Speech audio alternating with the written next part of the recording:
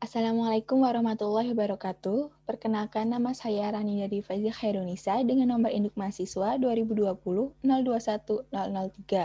Saya dari Prodi Agroteknologi Fakultas Pertanian 2020 Universitas Muhammadiyah Yogyakarta. Dalam video kali ini, saya akan memaparkan presentasi saya tentang keragaman suku bangsa dan agama merupakan kekuatan NKRI yang didasari oleh Pancasila. Berikut adalah presentasi yang sudah saya kerjakan.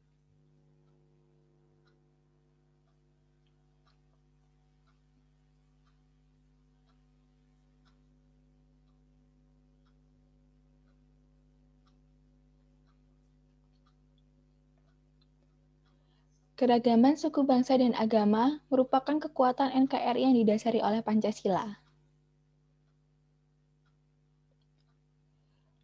Keragaman budaya bisa menjadi peluang kekuatan dalam membangun bangsa jika dapat dikelola dengan baik, namun dapat berubah menjadi ancaman perpecahan bangsa bila tidak mampu mengelolanya.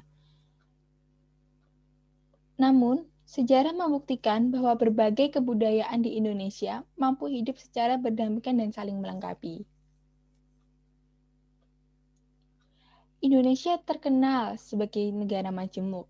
Hal ini terbukti dengan adanya semboyan Bhinneka Tunggal Ika yang memiliki arti meski berbeda-beda tetap satu. Kemajemukan Indonesia ada karena negara ini terdiri atas berbagai suku, bangsa, budaya, ras, bahasa, dan agama.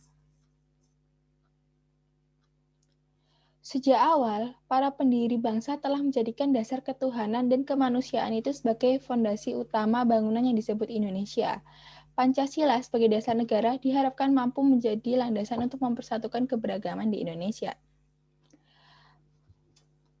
Jika kita telah kembali, sebenarnya Pancasila itu sudah menjadikan satu antara baik itu suku bangsa, agama, ras, dan lain sebagainya. Jika diuraikan, sila pertama ketuhanan yang Maha Esa sudah memberikan setiap hak-hak warganya untuk menganut agama yang mereka inginkan. Setiap warga negara bebas untuk memilih agama yang diinginkan. Itulah mengapa Pancasila sebenarnya menyatukan perbedaan agama dan suku bangsa. Keragaman suku bangsa dimiliki Indonesia merupakan kekuatan bangsa. Namun, diperlukan kemampuan dan kemauan yang besar untuk mencegah terjadinya perpecahan, baik itu perpecahan antar suku bangsa ataupun agama. Etnosentrisme yang dilestarikan hanya akan menghilangkan kekuatan bangsa.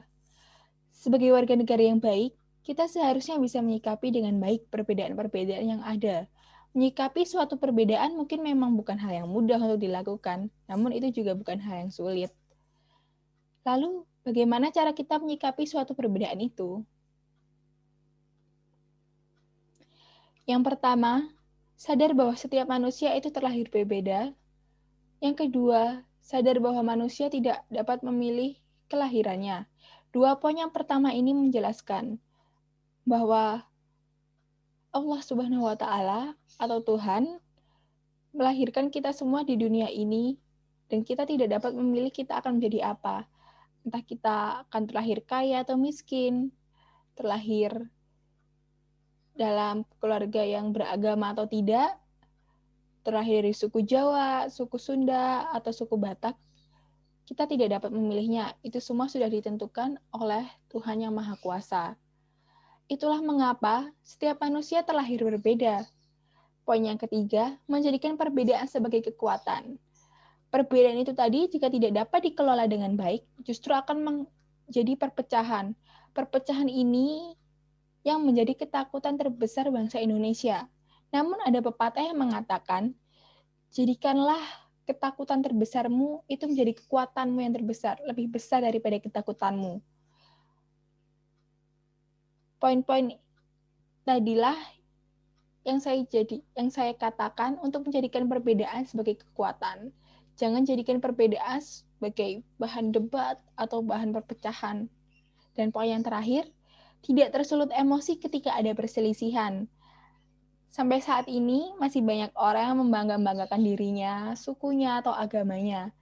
Jika Anda mendengarnya, jangan langsung tersulut emosi, alangkah lebih baik jika Anda mendengarkan.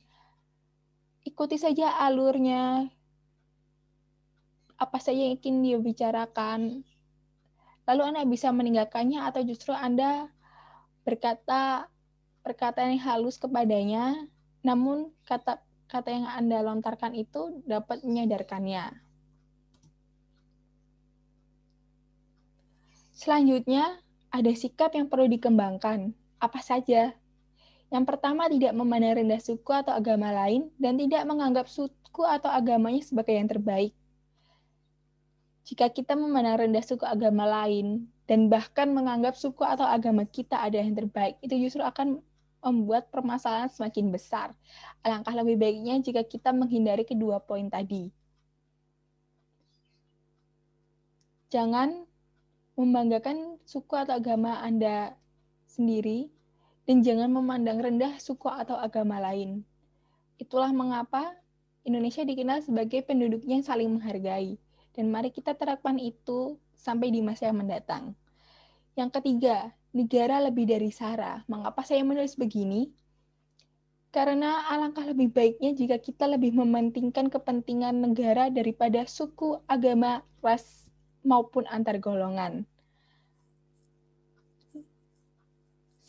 Untuk lebih mudahnya, negara terdiri atas beberapa suku, beberapa agama, beberapa ras, dan beberapa golongan.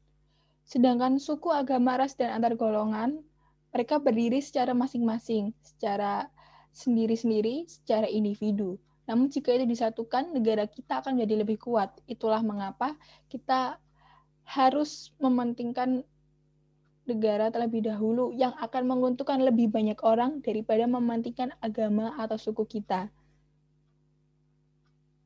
Bukan berarti kita membela negara tanpa memperhatikan nilai-nilai yang telah diajarkan oleh agama kita.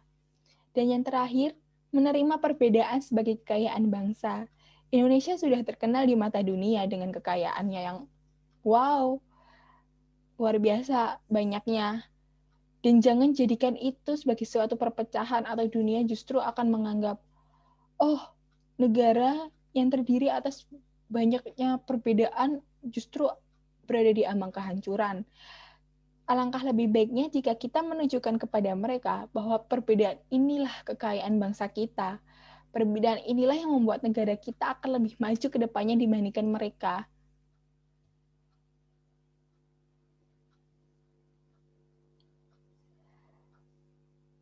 Cukup sekian presentasi dari saya. Terima kasih karena sudah menyaksikan. Jika ada salah kata atau salah informasi, saya mohon maaf. Terima kasih. Wassalamualaikum warahmatullahi wabarakatuh.